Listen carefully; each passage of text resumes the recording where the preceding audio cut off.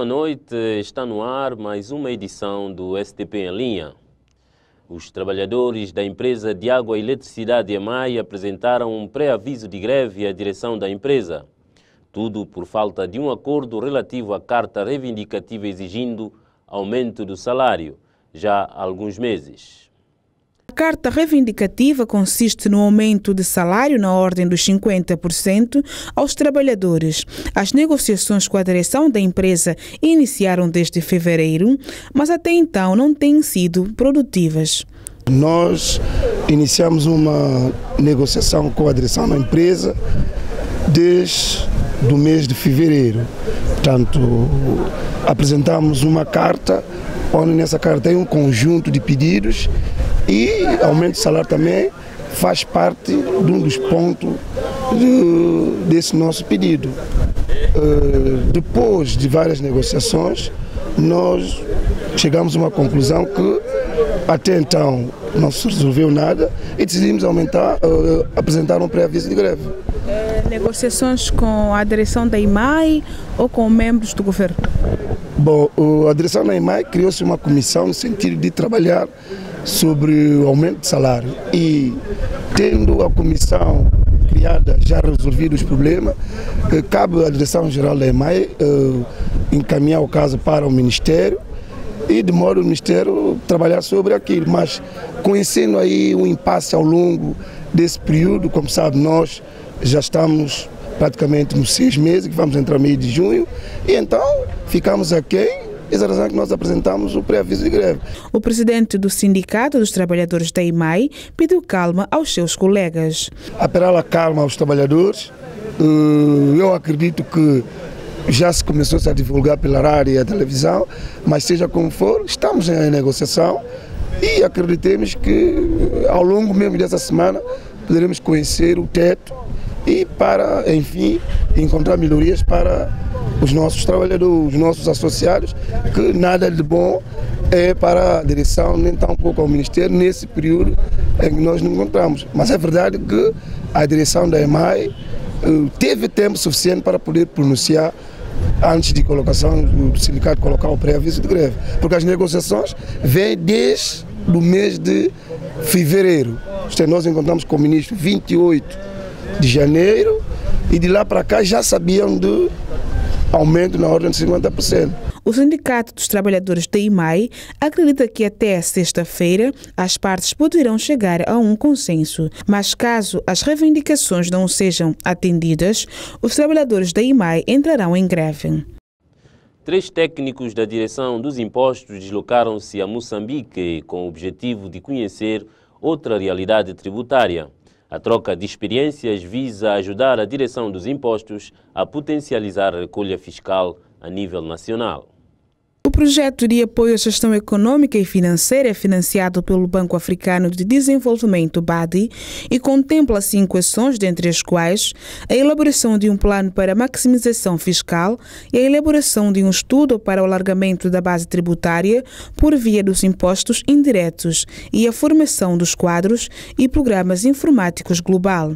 A direção dos impostos, com o objetivo de conhecer outra realidade tributária e colher ensinamentos para as ações inscritas no projeto, uma equipa da direção, composta por 3 técnicos, deslocou-se a Moçambique. O diretor dos impostos fez o balanço da visita. Nós, no que concerne à primeira ação, que toca à maximização de receitas, tivemos a oportunidade de analisar com as autoridades moçambicanas o mecanismo simples de cobrança de receitas, né? Nomeadamente a adoção de um código, de um mecanismo de cobrança simplificado para os pequenos contribuintes. Nós aqui em Santo Tomé temos um grau de dificuldade porque há um conjunto de procedimentos a fazer, a ter em conta, e em Moçambique foi-nos ilustrado uma possibilidade simplificada de cobrança dos impostos. Os contribuintes não terão que preencher muitos papéis. É uma forma simples, uma forma simplificada de pagar os seus impostos. Nós entendemos, acolhemos com um grau muito elevado de satisfação esta solução que encontraram e talvez na análise posterior que poderemos fazer e com aval também superior, podemos adotar em Santo Tomé um mecanismo simples para estes pequenos contribuintes, as palaiê, os taxistas, enfim, toda esta gama de contribuintes que têm grandes dificuldades no preenchimento de um conjunto de formulários. Nós podemos, quem sabe, podemos adotar estes mecanismos aqui em Santo Tomé e Príncipe. Ingrácio da Graça disse que é necessário haver desconcentração e descentralização fiscal. Vimos em Moçambique uma forma de cobrança, ou seja, a criação dos tais postos móveis de cobrança. Os postos móveis de cobrança quer isso dizer o quê? Quer dizer que a administração fiscal terá que ter a capacidade de poder deslocar aqueles pontos longínquos, porque há situações que um contribuinte tem que se deslocar desde Angulares ou Porto Alegre para vir pagar os seus impostos, não é? E muitas vezes os custos com a deslocação chegam a ser superiores ao próprio imposto que ele vem pagar aqui na cidade capital. E em Moçambique fomos elucidados da criação, da possibilidade da criação e com sucesso em Moçambique dos postos móveis de cobrança. Os técnicos da Autoridade Tributária de Moçambique, não é, deslocam-se àqueles postos mais longínquos com a capacidade criada, com os mecanismos de segurança e ali fazem a cobrança. O diretor dos impostos falou sobre a implementação deste projeto no país. Essas ações todas, elas são financiadas pelo BAD, o Banco Africano de Desenvolvimento, que haverá uma primeira fase que tem a ver com a elaboração dos termos de referência para a contratação de um consultor, um gabinete de consultoria, para ajudar a equipa da dedução dos impostos na elaboração de estudos de maximização de receita, de desconcentração, descentralização e alargamento da base tributária. É um processo que agora se inicia porque tivemos a necessidade de deslocar a Moçambique, ou poderia ser um outro país qualquer, mas elegemos Moçambique porque há grande semelhança, há alguma similitude entre os processos tributários moçambicanos e os nossos, não é? Basta dizer que o nosso código do IRC segue muito de perto o código do IRC de Moçambique.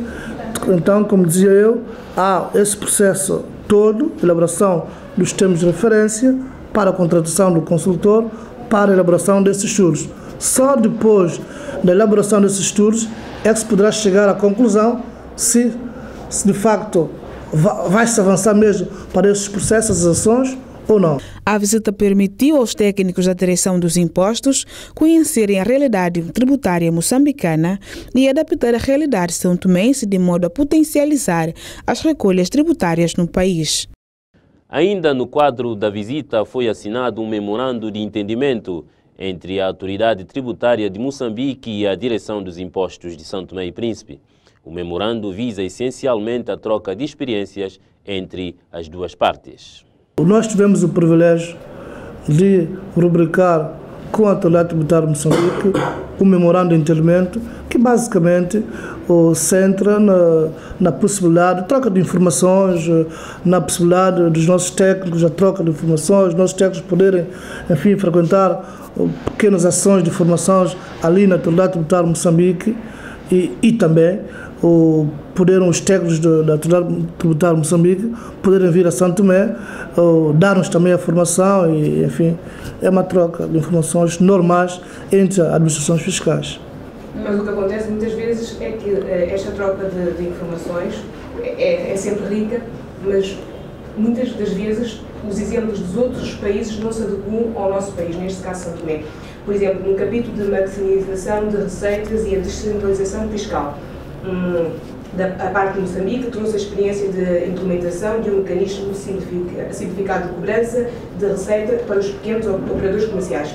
O que acontece é que os próprios operadores comerciais aqui em São Tomé não têm o hábito de pagar impostos, Ou seja, a experiência de Moçambique pode não ser tão enriquecedora neste caso para a mitigação dos impostos, porque não se adequa à nossa realidade. Ou seja, é uma troca de experiências, mas depois acaba muito por não darem nada. Sim. Nós temos que ter a capacidade de adaptação.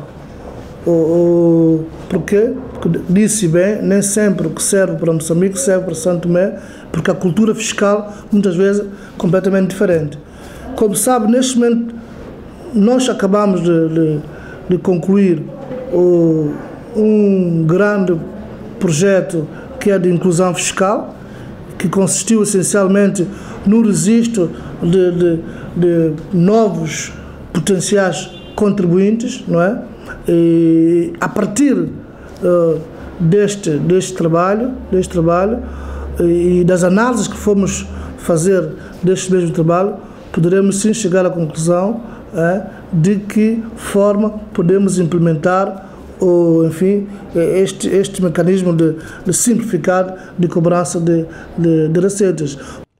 O diretor dos impostos fez um balanço positivo da campanha de inclusão fiscal realizada no país nos últimos 3 meses. Engrácio Graça disse ainda que as condições estão sendo criadas para a realização da campanha na região autônoma do Príncipe.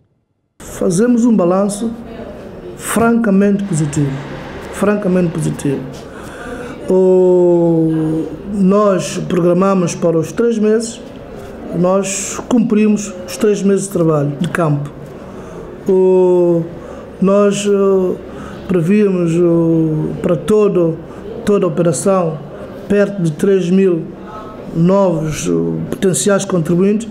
Nós superamos largamente este número. Por isto, temos que dizer, é o nosso dever dizer que a Operação Inclusão Fiscal foi um sucesso. O Príncipe, sim, está previsto. Nós mal concluímos Santo Tomé, estamos neste momento nos preparativos para arrancarmos com a região autônoma do Príncipe.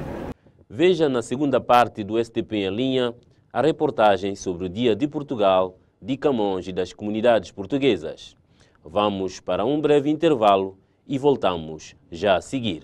Fique conosco. Com o Netphone 3G da CST, tem o mundo na ponta dos seus dedos. Envie e-mails, atualize o seu perfil Facebook, compre ou venda online, partilhe fotos, música, vídeos, pesquise, informe-se. Navegue na internet com o seu telemóvel 3G com 50% de desconto nos pacotes Netphone diário, semanal, mensal e mensal mais. Ligue agora para o 19300 ou visite uma loja CST. CST, sempre juntos.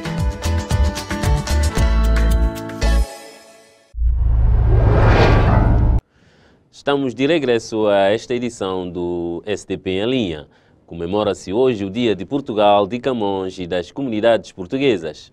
Em alusão à data, Andi Live mostra-lhe alguns portugueses que escolheram São Tomé e Príncipe como a sua segunda morada. O Dia de Portugal, de Camões e das comunidades portuguesas, celebrado a 10 de junho, é o dia em que se assinala a morte de Luís Vaz de Camões em 1580. O Dia de Portugal comemora-se desde 1924 até 25 de abril de 1974. O 10 de junho era conhecido como o Dia de Camões, de Portugal e da Raça. Em 1978 passa a designar-se Dia de Portugal, de Camões e das comunidades portuguesas. Nesta comemoração, alia-se a Portugalidade com o gênio do poeta e com o espírito aventureiro dos portugueses, que, tal como nos tempos da expansão marítima, simbolizava a grandiosidade portuguesa. Muitos portugueses continuam espalhados pelos vários continentes, levando consigo o saber, a língua, a cultura e as suas raízes. Alguns portugueses escolheram São Tomé e Príncipe como a sua segunda casa. Antônio Soares é professor de português e já mora em São Tomé há 2 anos e descreveu como é a vida nas Ilhas Maravilhosas. É agradável, é sol todo o ano, as praias bonitas e uma vida muito calma. Ana Santos é outra portuguesa que escolheu São Tomé e Príncipe como a segunda pátria. Já mora há 13 anos no país. O que mais gosta em São Tomé é a qualidade de vida. É bom, tem-se tempo, qualidade de vida, tempo para os filhos, que nós temos 4 filhos, portanto temos tempo para eles, para brincar com eles, para o fim de semana irmos à praia. Faltam algumas coisas, como a família, algumas carências que pesam, mas também tem outras contrapartidas, como o facto de termos qualidade de vida e fazemos dos amigos a nossa família também. Mesmo estando longe, Portugal está no coração e o mais difícil de superar são as saudades. Portugal é sempre o nosso país, depois os outros é uma experiência muito agradável, mas Portugal é sempre a nossa casa. O mais difícil de viver fora de Portugal é estar fora de casa e ver uma vez ou duas por ano a família. É o mais complicado.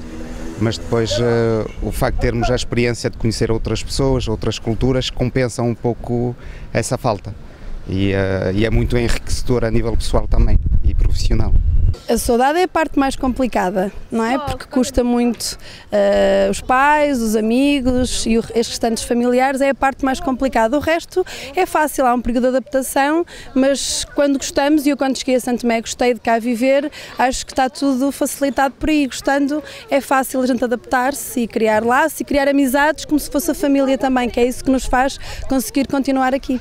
Para contornar a saudade e fixar as raízes em São Tomé, tornando o ambiente mais seu, Ana Santos implementou o projeto Oficina dos Sonhos. Sim, a Oficina dos Sonhos foi criada há 4 anos, foi uma ideia de uma amiga, porque os filhos não tinham para onde ir depois da escola, uma forma de pensar onde os meninos terem mais espaço, meninos da ATL, portanto meninos que andam na escola, terem um espaço onde brincarem e terem atividades depois da escola. Depois que acabou por se criar uma creche, cresceu, a minha paixão pelas crianças é grande, muito grande, portanto isto é um projeto de vida, é como ter um 5º filho. Eu costumo dizer que é o meu 5º filho, porque realmente isto é, quando se trabalha com crianças, a entrega tem que ser muito, muito, muito grande, e realmente eles são a nossa realização, nós trabalhamos para eles e eles são o nosso, são tudo, portanto este é o nosso projeto, tentar que os meninos aprendam, que sejam felizes, que brinquem, dar-lhes um ensino um bocadinho de qualidade, tentar fazer um bocadinho de cada, passear com eles, fazer várias coisas, uma festa, que estamos agora no final do ano letivo, fazemos sempre uma grande festa aqui para os pais perceberem um bocadinho daquilo que eles fazem aqui connosco no dia-a-dia. Na Oficina dos Sonhos encontramos outros portugueses especiais que também falaram da sua experiência em São Tomé. Eu gosto de cá estar, gosto do calor, gosto das pessoas, é giro. Gosto da praia e do calor que aqui tem e porque aqui nunca está frio. Estes representantes atípicos da comunidade portuguesa, mesmo distantes, mantêm um vínculo afetivo com o seu país. Gostaria de dizer que, apesar de eu estar longe do meu país, continuo a gostar muito de Portugal. Eu queria dizer que gosto muito de Portugal, apesar de não viver lá, mas também só vivo aqui há pouco tempo e vou lá todas as férias. Neste dia dedicado a Portugal, a Camões e à comunidade portuguesa, que os portugueses que escolheram São Tomé e Príncipe para morar façam daqui, de facto, a sua segunda pátria e encontrem aqui a fonte de realização pessoal e profissional. Em comemoração ao Dia de Portugal, de Camões e das comunidades portuguesas, está a decorrer neste momento na Embaixada de Portugal uma recepção aos cidadãos portugueses residentes no país. O evento conta com a presença da Ministra dos Negócios Estrangeiros, Cooperação e Comunidades, Natália Umbelina. No Dia de Portugal, de Camões e das comunidades portuguesas, a Andi Live deseja a todos os portugueses residentes em São Tomé e Príncipe muito sucesso e felicidades, e que esta dia em São Tomé e Príncipe seja o mais agradável possível. Arranca nesta quinta-feira o Mundial de Futebol no Brasil.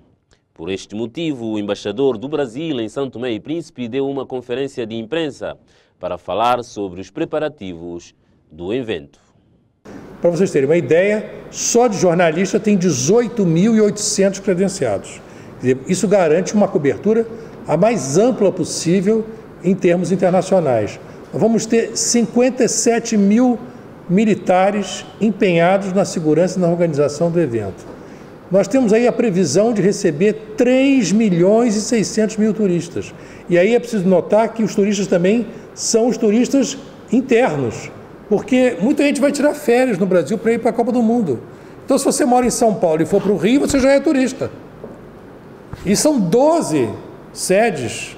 Então, isso vai provocar um grande deslocamento interno e, evidentemente, vai pesar muito na logística dos aeroportos. Agora, é muito difícil a gente prever o que vai acontecer diante dessa dimensão, porque eu acho que muita coisa vai dar certo, mas outras coisas seguramente podem não dar, porque o evento é grande demais. Aqui em São Tomé, a Embaixada vai garantir à comunidade brasileira, prioritariamente, um espaço para que ela possa confraternizar-se e assistir o jogo junto aqui no Centro Cultural. É óbvio que não tem lugar para todo mundo, porque isso aqui não é um estádio, né? Mas os brasileiros vão se reunir aqui porque eu acho que a Embaixada do Brasil é uma referência para os brasileiros e o futebol é uma referência do Brasil. Termina assim mais uma edição do STP em Linha. Obrigado pela sua atenção e desejamos boa noite.